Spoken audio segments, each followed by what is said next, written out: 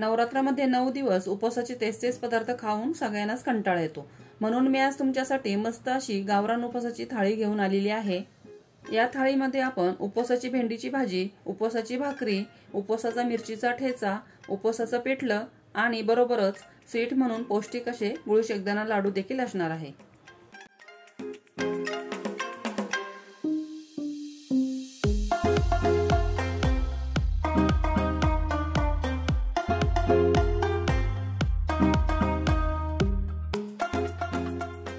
सगळ्यात अगोदर आपण गुळ शेंगदाणा लाडू बनवणार आहोत। तर त्यासाठी इथे मी 500 ग्रॅम शेंगदाणे घेऊन ते मंद गॅसवर छान असे खरपूस भाजून घेतले। त्यानंतर ते थंड करून त्याची साल काढून घेतलेली आहे। त्यानंतर 500 ग्रॅम शेंगदाण्यासाठी 400 ग्रॅम गुळ घेऊन तो मी चाकूने कट करून घेतलेला आहे। तुम्ही किसणीने किसून देखील घेऊ शकता। आता मिक्सर जार मध्ये हे शेंगदाणे थोडे थोडे घ्यायचे आहे आणि ते आपल्याला जाडसर वाटून घ्यायचे आहे। अशा प्रकारे 3 बॅच मध्ये मी हे सर्व शेंगदाणे मिक्सर मध्ये फिरवून घेतलेले आहेत। आता आपण जो 400 ग्रॅम गुळ घेतलेला आहे तो यामध्ये घालायचा आहे आणि हातानेच त्याला आपल्याला चांगले मिक्स करून घ्यायचं आहे। गुळ आणि शेंगदाण्याचे हे प्रमाण अगदी योग्य आहे। तुम्ही जर समप्रमाणामध्ये गुळ घेतला तर ते लाडू खूपच गोड होतात आणि मग ते खाल्ले जात नाही। आता या मिश्रणाला छान बाइंडिंग येण्यासाठी हे मिश्रण परत एकदा आपल्याला मिक्सर जार मध्ये घ्यायचे आहे आणि पल्स मोडवर फक्त 1-2 वेळेसच आपल्याला याला फिरवून घ्यायचं आहे। मिक्सिंग बाउल मधले उरलेले मिश्रण मी दुसऱ्या एका भांड्यामध्ये काढून ठेवलेले आहे, कारण मिक्सर मध्ये फिरवल्यानंतर परत याच मिक्सिंग बाउल मध्ये आपल्याला हे मिश्रण काढून घ्यायचे आहे। आता हाताने हे मिश्रण एकदा आपल्याला मिक्स करून घ्यायचं आहे आणि तुम्ही इथे बघू शकता किती छान असे रवाळ टेक्स्चर आपल्या ह्या लाडूच्या मिश्रणाला आलेले आहे। असेच आपल्याला हे ठेवायचे आहे, जास्त बारीक नाही आणि जास्त जाडही ठेवायचं नाही। आता आपल्याला हवे असेल त्या साईज मध्ये हे लाडू आपल्याला बांधून घ्यायचे आहे। या लाडू मध्ये आपण एकही थेंब तेलाचा किंवा तुपाचा वापर केलेला नाहीये। दररोज जर तुम्ही हा एक लाडू खाल्ला तर तुम्हाला आयर्नची कमतरता कधीच भासणार नाही। एवढ्या मिश्रणामध्ये माझे जवळजवळ 25 लाडू इथे तयार झालेले आहे। खायला तर खूपच खुसखुशीत लागतात, तुम्ही नक्की ट्राय करून बघा।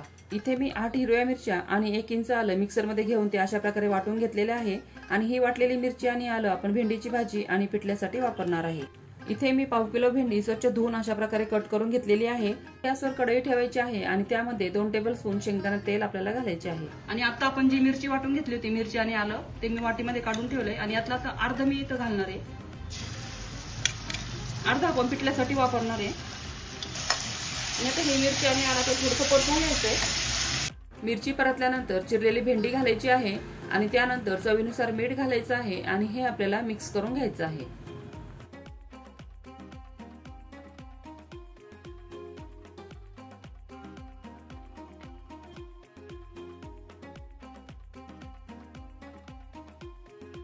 मिक्स केल्यानंतर यावर झाकण ठेवून लो फ्लेमवर आपल्याला फक्त 2 मिनिटांसाठी एक वाफ येऊ द्यायची आहे।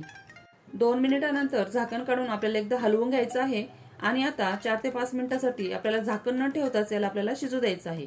आणि आता आपल्याला गॅसची फ्लेम मीडियम करायची आहे, यामुळे भेंडी अजिबात आपली चिकट होत नाही आणि भेंडीचा ग्रीन कलरही मेंटेन राहतो। आणि मध्ये मध्ये फक्त आपल्याला एकदा दोनदा हलवून घ्यायचं आहे।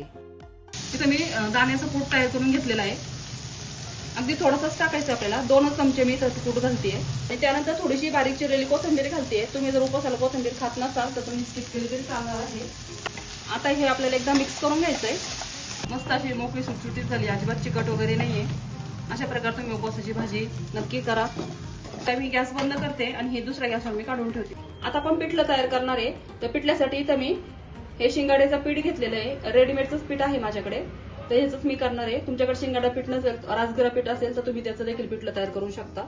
तर आता यातनं मी काढून घेणार आहे, जेवढं पिठलं आपल्याला करायचं आहे तेवढं पीठ आपल्याला काढून घ्यायचंय। 4 चमचे इथे मी घेतलेलं आहे। आता यामध्ये थोडंसं आपलं पाणी घालून हे पीठ आपल्याला अगोदर पाण्यामध्ये मिक्स करून ठेवायचंय।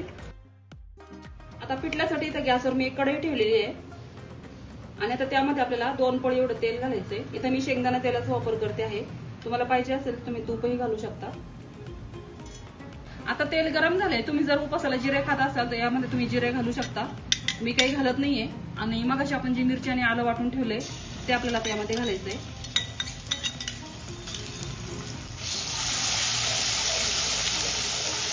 पिठल्याला छान कलर येण्यासाठी इथे मी अर्धा चमचा काश्मीर लाल मिरची पावडर घातलेली आहे आणि आता यामध्ये लगेच आपल्याला थोडंसं पाणी घालायचंय। इथे तुम्ही बघू शकता आता आपल्या पाण्यालाही छान अशी उकळी आलेली आहे। मिक्स करायचंय आणि आता यामध्ये आपल्याला ते घालायचंय। आणि याच वाटीमध्ये मी थोडंसं पाणी घालते, ते यामध्ये घालते. आणि नंतर आपल्याला जेवढं घट्ट पातळ पाहिजे असेल त्यानुसार आपण नंतर पाणी घालू शकतो. आता मी गॅसची फ्लेम मोठी केली आणि आता याला आपल्याला पूर्णपणे असं हलवत राहायचंय, म्हणजे खाली हे चिकटणार नाहीये. आता यामध्ये आपल्याला चवीनुसार मीठ घालायचंय आणि आता लो फ्लेमवर आपल्याला 2 मिनिटांसाठी याला शिजू द्यायचंय. इथे मी आता बारीक चिरलेली कोथिंबीर घालते. तुम्ही जर उपवासाला कोथिंबीर खात नसाल तर तुम्ही नाही घातली तरी चालणार आहे. आणि ही कोथिंबीर आपल्याला अशी मिक्स करून घ्यायची. तुम्ही तर बघू शकता एकदम असं छान आपलं इथं उपवासाचं हे पिठलं तयार झालेलं आहे.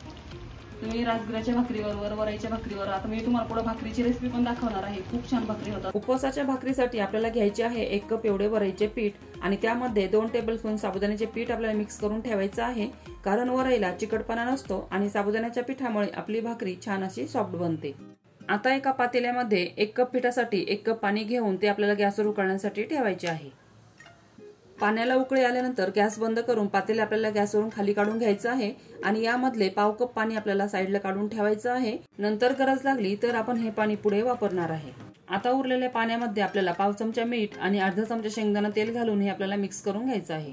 आता वरई आणि साबुदाण्याचे मिक्स करून ठेवलेले पीठ यामध्ये आपल्याला घालायचे आहे आणि हे पटपट आपल्याला मिक्स करून घ्यायचं आहे. आणि लगेचच यावर नंतर झाकण ठेवून 10 मिनिटांसाठी आपल्याला हे रेस्ट होण्यासाठी ठेवून द्यायचं आहे. 10 मिनिटांनंतर हे पीठ आपल्याला एका ताटामध्ये काढून घ्यायचं आहे आणि भाकरीच्या पिठाप्रमाणे याला आपल्याला छान मळून घ्यायचं आहे. पीठ मळताना पाण्याची गरज वाटली तर थोडे पाणी मिक्स करायचे आहे. पीठ मळून झाल्यानंतर आपल्याला ज्या साईजच्या भाकरी हव्या असतील त्या साईजचे आपण इथे उंडे तयार करून घ्यायचे आहे. इथे मी 3च भाकरी करणार आहे म्हणून मी इथे 3 उंडे तयार करून घेतलेले आहे. 2 उंडे एका डिश मध्ये काढून ठेवायचे आणि 1 उंडा घेऊन ताटामध्ये कोरडे वरईचे पीठ घेऊन त्यावरती ही भाकरी आपल्याला थापून घ्यायची आहे. जशी आपण ज्वारीची भाकरी थापतो अगदी त्याचप्रमाणे ही भाकरी देखील तयार होते. तशीच आपल्याला ही भाकरी थापून घ्यायची आहे. भाकरी थापून झालेली आहे. आता आपण ती भाजून घेऊया. तवा तापलेला आहे. आता आपल्याला पिठाची बाजू आपण जी थापलेली खालची बाजू जी असते नॉर्मल भाकरी सारखंच टाकायची, आपल्याला तशीच भाजून घ्यायची आहे. तव्यावर घातल्यानंतर त्याला थोडंसं पाणी लावून घ्यायचं आपल्याला वरच्या साईडनी.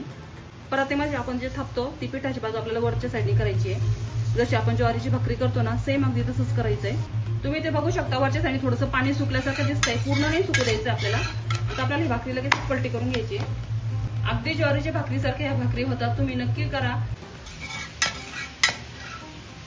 बघा खालच्या साईडनी छान अशी भाजलेली आहे. मी आता ह्याला गॅसवर भाजून घेते. तुम्हाला जर गॅसवर भाकरी भाजायची नसेल तर तुम्ही दोन्ही साईडनी तव्यावरतीच भाजून घेऊ शकता.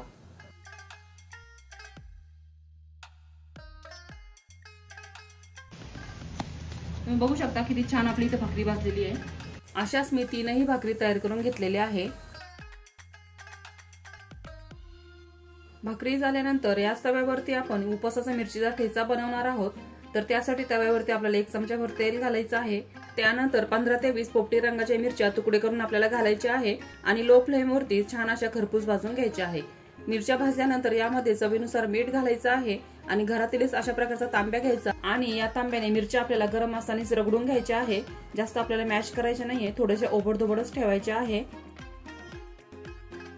तांब्याला चिकटलेला ठेचा उलटण्याने आपल्याला अशा प्रकारे काढून घ्यायचा आहे आणि त्यानंतर आणखी यामध्ये 1 चमचाभर तेल घालायचं आणि 1 मिनिटासाठी हा ठेचा आपल्याला परतून घ्यायचा आहे. आता यामध्ये 1.5 ते 2 चमचे भाजलेल्या दाण्याचा कूट घालायचा, मिक्स करून घ्यायचं आणि आणखी 1 मिनिटासाठी याला आपल्याला परतून घ्यायचं आहे. आता शेवटी बारीक चिरलेली कोथिंबीर घालायची. तुम्ही जर उपवासाला कोथिंबीर खात नसाल तर तुम्ही स्किप केले तरी चालणार आहे. आपला मस्त इथं आता ठेचा तयार झालेला आहे. आता मी बाउलमध्ये काढून घेते.